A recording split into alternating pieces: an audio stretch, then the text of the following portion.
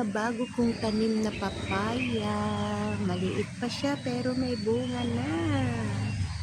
Ayan oh, namumulaklak na naman.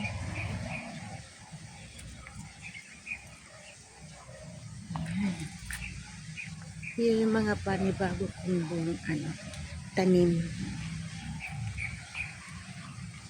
Yan. Papaya, namumulaklak na siya kahit maliit pa siya. Tingnan mo. Ayun, oh. Namumulaklak din siya. Mga bonsai. Yan, oh. Maliliit pa sila pero pinutol ko yung malunggay para magkasama. Marami akong bagong tanim na papaya. Bayabas. Yan,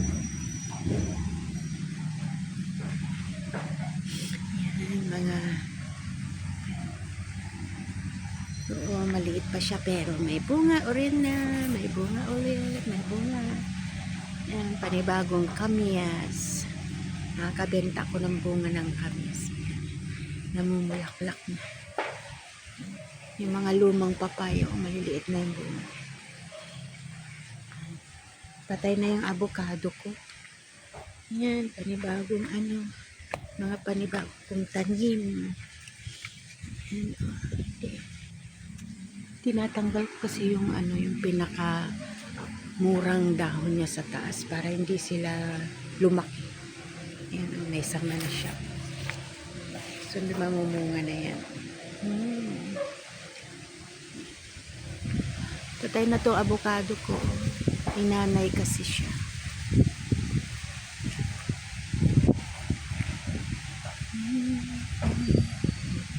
Yung malunggay na 1 yarda, may bunga na. May bunga na. Mahaba yan. Mahaba ang bunga. Ayun, ang haba. Mahaba ang bunga. Yan, 1 yarda yan. Ang haba. Antayin ko lang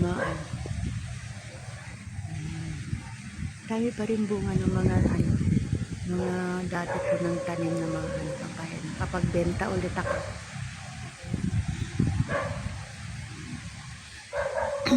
Mga halaman ko.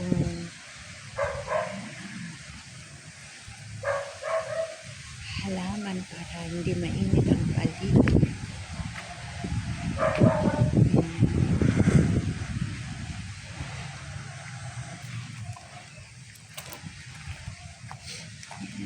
Pislili. Mga pislili ko. Naparami ko. Isang lang yan. Isang puno ate. Yan. Yung mga ko.